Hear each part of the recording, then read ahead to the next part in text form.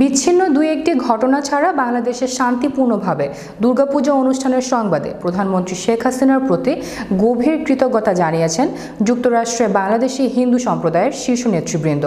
রোববার রাতে new York সিটির বিভিন্ন স্থানে পূজামণ্ডপ পরিদর্শনকালে এই কৃতজ্ঞতা প্রকাশ করেন তারা। বিস্তারিত থাকছে ডেস্ক রিপোর্টে। জ্যামাইকায় হিলসাইড সংলগ্ন শ্রীকৃষ্ণ ভক্ত সংঘের দুর্গাপূজা উপলক্ষে চলমান মহা অষ্টমী ও নবমীতে সমাগত হাজারো নারী পুরুষ আর তরুণ তরুণীদের স্বাগত জানানোর ফাঁকে সংবাদদাতার সাথে কথা বলেন বাংলাদেশ হিন্দু বৌদ্ধ খ্রিস্টান ঐক্য পরিষদের নেতা ও এই দুর্গা উৎসব আয়োজক সংস্থার অন্যতম পরিচালক রূপকুমার ভৌমিক। বাংলাদেশের শান্তিপূর্ণভাবে উৎসবের কিছু কিছু জায়গা হয়তো দু চারটা ঘটনা ঘটছে। এই ব্যাপারে আসলে আমি বাংলাদেশি একজন হিন্দু হিসেবে আমি ওইটাকে ওইভাবে দেখি নাই, ওইভাবে ঠিক স্বাভাবিক পর্যায়ে প্রতি বছর যেভাবে হয় সেটাই হচ্ছে, এটার বেশি কোনো ব্যতিক্রম হয় নাই। অন্যান্য বারের মতো এটা তো আসলে মানে পুঁথি অনুযায়ী হয়, এবার পূজাটা অনেক লম্বা সময় পার করতেছে। 5 দিন ব্যাপী পূজা অনুষ্ঠিত হচ্ছে, অন্যান্য বছর অনেক সময় 3 দিনের শেষ হয়। ভৌমিক বলেন, গত 27 সেপ্টেম্বর ওয়াশিংটন ডিসিতে প্রধানমন্ত্রী শেখ হাসিনার সাথে সাক্ষাৎ করে গত বছরের ন্যায় এবারও যেন দুর্গাপূজা স্বাভাবিকভাবে উদযাপন করা যায় সেই অনুরোধ জানানো হয়েছিল। সেই সময় প্রধানমন্ত্রী তাদেরকে স্বস্তি দিয়েছেন যে কোনো অপশক্তি যাতে পূজা বিঘ্ন ঘটাতে না পারে সেই ধরনের যাবতীয় প্রস্তুতি গ্রহণ করা হবে। প্রধানমন্ত্রীর সে কথার প্রতিফলন দেখতে পেরে সকল প্রবাসী তার প্রতি কৃতজ্ঞতা জানিয়েছেন। শ্রীকৃষ্ণ ভক্ত সংঘের চেয়ারম্যান ডাক্তার প্রভাত চন্দ্র দাস এ সময় উল্লেখ করেন, 2021 সালে পূজায় হামলার ঘটনায় 9 জন নিহত হয়েছেন। এখন পর্যন্ত তার বিচার হয়নি।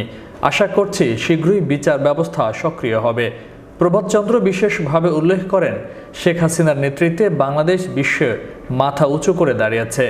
অনেক উন্নতি ঘটেছে বাংলাদেশে, কিন্তু ধর্মীয় সংখ্যালঘু সম্প্রদায়ের নিরাপত্তা নিশ্চিত করা সম্ভব না হলে সত্যিকারের উন্নয়ন কখনোই সম্ভব হয় না।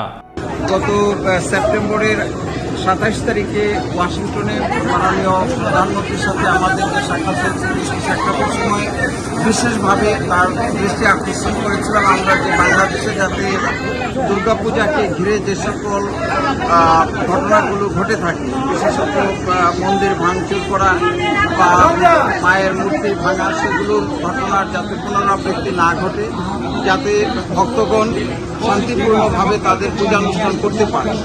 সরকার প্রধান এবং বাংলাদেশ সরকার এই বছরে সেই ব্যবস্থা গ্রহণ করেছেন, এইটুকু আমরা আশ্বস্ত হয়েছি। এখন পর্যন্ত বাংলাদেশে শান্তিপূর্ণভাবে পূজানুষ্ঠান হচ্ছে দেখছি। ডাক্তার প্রভাত প্রধানমন্ত্রী শেখ হাসিনার দৃষ্টি আকর্ষণ করে আরও বলেন, 2018 সালে সংখ্যালঘু সুরক্ষা আইনের অঙ্গীকার করেছিলেন, এখন পর্যন্ত তার বাস্তবায়ন ঘটেনি। এছাড়া বাংলাদেশের 460টি উপজেলায় সরকারি উদ্যোগে একটি করে মসজিদ নির্মিত হয়েছে শেখ হাসিনার নির্দেশে। এ অবস্থায় অন্তত প্রতিটি জেলায় একটি করে মন্দির নির্মাণের ঘোষণা দেবেন শেখ হাসিনা, সে প্রত্যাশা ব্যক্ত করেন তিনি। কুইন্সের জ্যামাইকায় সনাতন সেবাশ্রম ফাউন্ডেশনের উপদেষ্টা এবং ব্রুকলিনে রাধা মাধব মন্দিরের প্রতিষ্ঠাতা সভাপতি অজিত ভৌমিক জানান, নিউ ইয়র্ক সিটির বিভিন্ন স্থানে অন্তত 20টি পূজা মণ্ডপ হয়েছে বাংলাদেশের হিন্দুগণের উদ্যোগে। সবকটিতেই তিথি অনুযায়ী দুর্গাপূজা চলছে। মঙ্গলবার বিজয়া দশমীর মাধ্যমে এবারের পূজার সমাপ্তি ঘটবে। অজিত ভৌমিক উল্লেখ করেন, বাংলাদেশে শান্তিপূর্ণভাবে পূজা অর্চনা চলছে জেনে আমরা স্বস্তিতে রয়েছি। পূজা উপলক্ষে সরকারের গৃহীত পদক্ষেপকে সাধুবাদ জানান তারা। আশা করেন মুক্তিযুদ্ধের চেতনার পরিপূরক অসাম্প্রদায়িক বাংলাদেশ আর কখনোই সাম্প্রদায়িক শক্তির আবির্ভাব ঘটবে না। এদিকে দুর্গাপূজা উপলক্ষে নতুন প্রজন্মেই অধিক আনন্দ উল্লাস পরিলক্ষিত হচ্ছে। নতুন পোশাকে সকলে জড়ো হচ্ছে পূজা মণ্ডপে। প্রায় প্রতিটি মণ্ডপে দেশ ও প্রবাসের বিশিষ্ট শিল্পীরা সঙ্গীত পরিবেশন করছেন।